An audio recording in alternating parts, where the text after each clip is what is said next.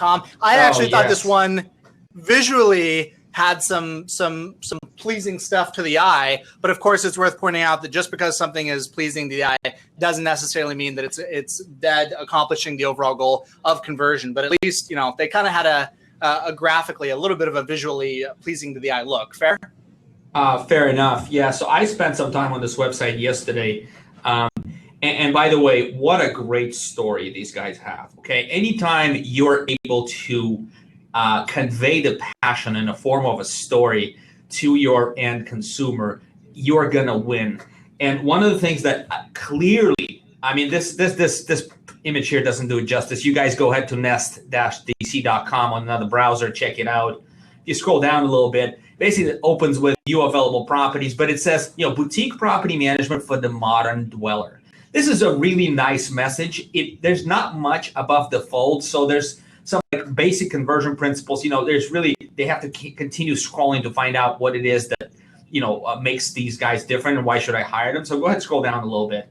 So I'm not a big fan of taking all this time to load your video, you know, background image, but here is the first thing that they have is a list of their employees, you know, very clearly labeled with each has a biography, each plays a huge role in the company. And if you watch their video, it actually is a 6 minute and 42 seconds. And I watched it in its entirety and I had nothing to do with hiring these people.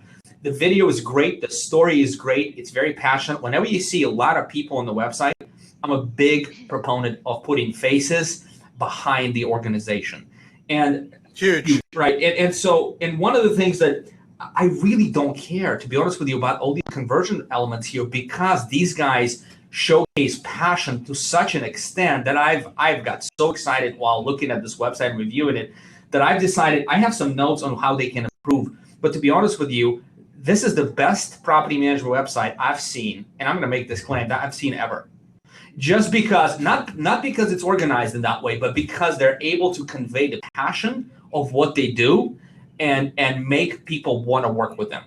And these guys basically grow by like 25, 30 properties a month, if not more. They can't even handle all the business they get. They're getting very prominent in DC. They created another called roostdc.com, and they do association management.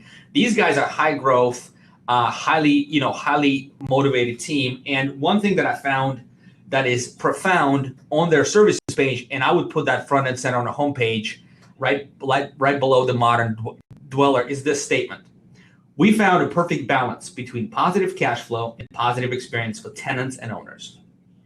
To me, that's very profound. That defines who they are, and it's buried somewhere on their services page. But I would put that front and center, and that'll be the kind of only advice I have. Everything else, we can help with the conversion on this website, but these guys do an excellent job just portraying their passion for the work they do.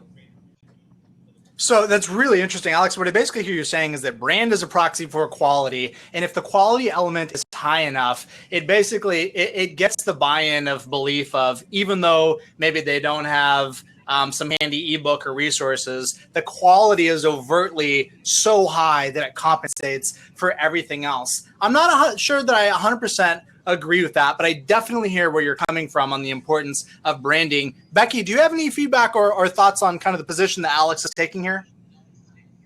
No, I agree. I think, a lot of it is how professional they look. I mean, it's an amazing site. I love it. It's clean. It's simple. I get the message. We probably could recommend a few things, but to me, it looks like they probably manage their own properties.